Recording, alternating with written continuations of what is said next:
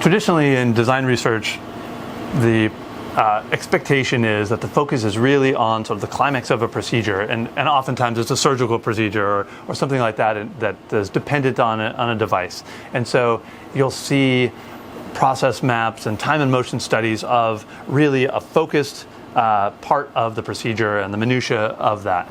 But it strikes me that many products these days are influenced by factors before, after, and all sorts of other factors like that. Does that resonate with you? Can you think of an example of something where the actual procedure itself was only a small percentage of what was going on behind the scenes that really affected the whole process? Yeah, it's interesting you asked that question. I mean, there's one particularly notable case where probably one of the wilder sort of adventures, if you may, of doing contextual inquiry, and it was around a device that was to be used with transplants.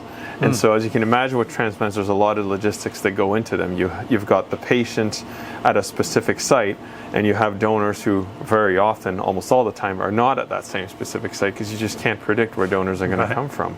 And so, and that was part of the system that we were working on, was really about that, to sort of support that journey of these organs from start to finish. And so we really had to kind of embed ourselves into that whole process, which was rather interesting because A, don't know when it's going to happen, and so and then B, when it does happen, then you have to sort of kind of very quickly get into the whole stream, the whole workflow of what's going to happen. So in this particular case, I had liaised directly with the surgeons, and they had said, okay, it's going to happen sometime in the next month.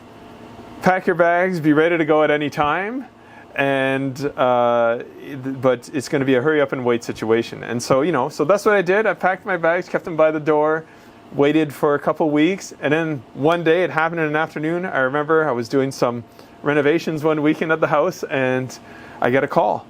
We might have an organ to do to get, and so they said, "Can you make it?" And I thought, because they're like in another area, they're not in the same city as me. And I was like, "Okay, well, I'm going to give it a shot." And so we started the wheels of motion, got me onto the boat to get things going, and then halfway through it, we decide, oh, no, it's not going to happen. Sorry, scratch start.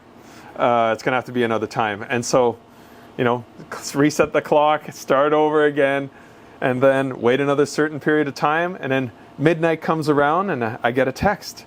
We have organs in Winnipeg, it was, right? And, can you make it?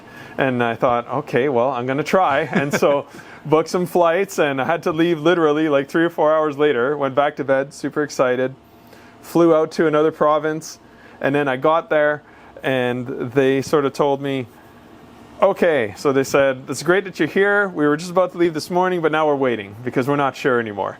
And so I thought, oh man, again, like this is just kind of a crazy, it really sort of made me realize just the complexities of this whole process. So we finally got going, had a couple hours sleep, left that evening. They had to charter the private jet. We went to the airport, flew out to another town, and then we get to the hospital where the donor was located, and then they tell us, oh, it's a skeleton crew tonight. You guys are going to have to wait.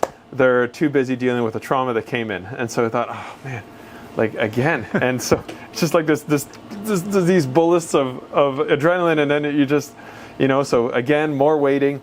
And then finally we got into the whole process, and it sort of just made me realize like everything from how much of an intimate situation it is to do like organ harvesting, and how respectful the clinicians really are of the whole thing, right? And then bringing that back down to the, to every aspect of how that whole thing is managed from a sterility perspective, all the technical aspects of the actual procedure. And then the other aspect, which is we need an ambulance driver to take us to the airport now, because now we have to hurry, because things have to happen very quickly.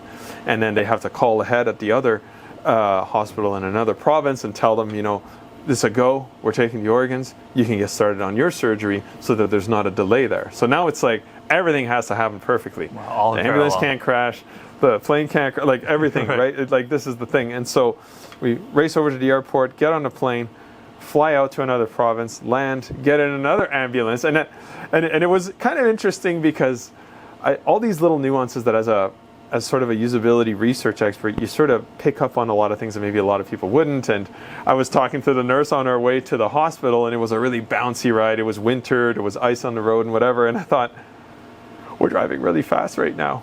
I said, is this necessary? And she's like, it isn't necessary. I'm not sure why the ambulance driver is driving so quickly. But anyways, it brought back, like, the moral of the story is really, it really allowed me to see all the way start to finish a very complex procedure. I was able to bring that back to the team, and it really helped us with a lot of aspects of the requirements for the device that we were working on. So no substitute for that. No, there isn't. You couldn't have done that any other way. Waking up and sat through it. So how long was that whole period? Did you ever like a count day it and out? a half, probably? Okay, like the yeah. whole thing. It was just amazing. Yeah. So Wow. I can never stress it enough how important it is.